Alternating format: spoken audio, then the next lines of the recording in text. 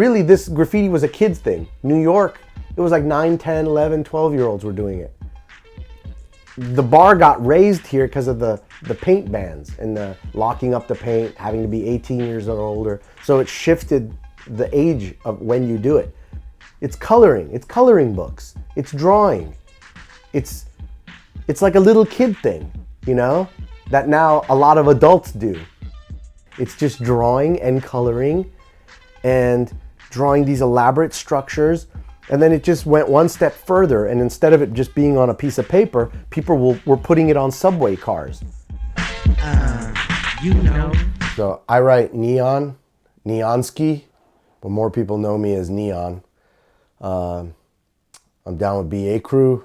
Been writing graffiti since 1985, but really been getting up since 1989.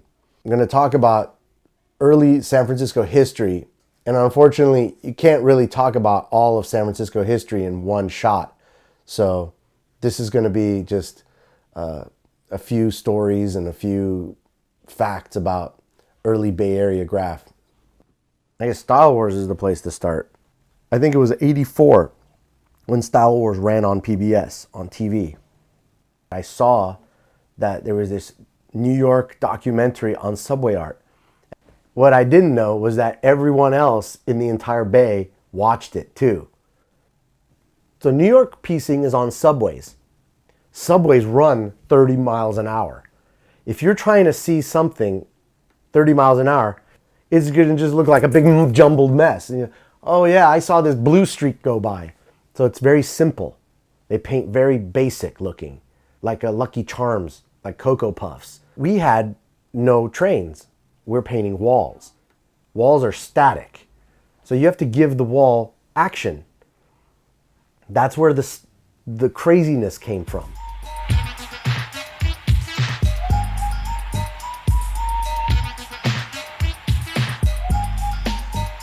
So guys like Zephyr had come out and painted in Lech Walesa alley off of Van Ness. It's like the building, I think it's the San Francisco Art Commission owned this building, and he painted the top of it, did a Zephyr piece.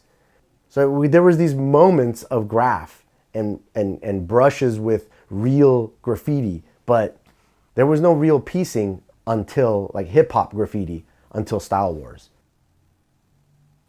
So I think the first pieces started around '85. It was like right after Style Wars. Style Wars hit in '84, about around '85 people were piecing. Anything that was happening was really this guy Riff in the city. And he was more towards the east side, towards the Mission and stuff.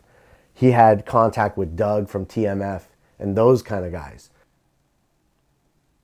Reckless Riders, that was the crew. That was his first crew, Reckless Riders, RW. That was the beginning of like hip hop graph.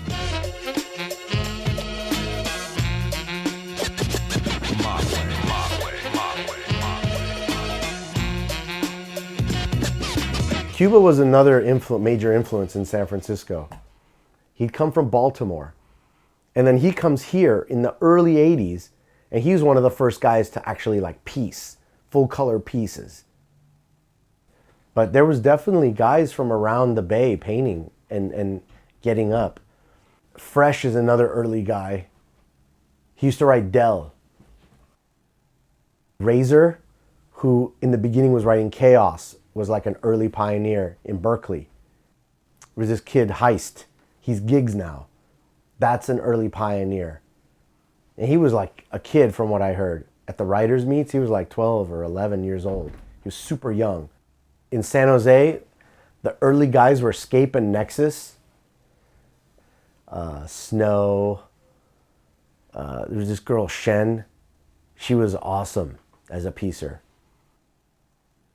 Dream was an early pioneer in Oakland.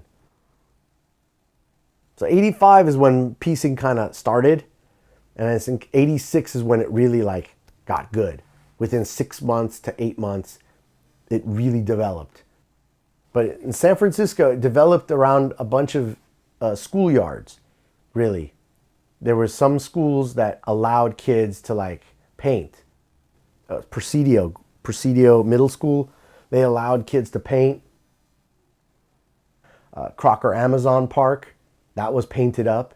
There was like a barrier wall to one of the baseball fields that was painted. And then there was the backs of the stands of all the base where the people sit to watch the games. Those were painted up. The big spots like Psycho City, which was a parking lot at Market and Haight. You painted at Psycho to be known. At any given time, there was always contingents of people coming up to paint Psycho. They painted at Franklin, which was called Concrete Jungle. It was Franklin Auto Body. They painted that wall. Clockwork Alley, which is around the corner from the Holy Cow, between Folsom and Harrison. There's this little alley. Coors Distributing. There was a giant warehouse. You know, there was Silver Terrace. It's off of 280, where 280 and 101 come together. There was a big one in Oakland called the 23rd Yard. And it wasn't really on 23rd. It ran like between 29th and 22nd. It was like blocks and blocks.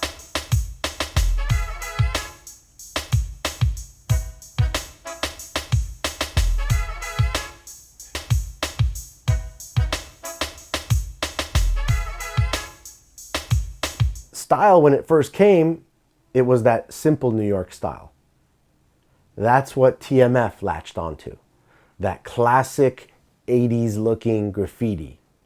It's the crisp, clean, what they call funk, what it was called funk in San Francisco, funk style. You have good letter structure with a little bit of embellishment, like a little bit of a whip or a tail here. You might combine two letters. The back of your first letter is the beginning of the next letter, but the letters aren't so jumbled that you can't see them. Then there was this different look that became known as New Wave. It was a different way of piecing. It was this chunky, almost like gangster block looking type stuff. It was cool. It was very colorful. TWS's concept, like Crayon and Raven, was called New Wave. It was more like trying to do something different, something that had never been seen before. Because their viewpoint is like, why are we going to try and copy New York?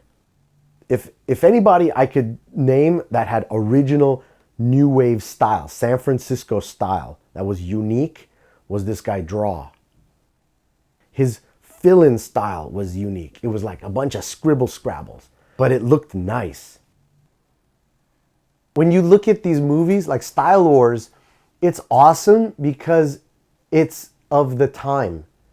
They didn't tell a history of New York. They were talking about 1982.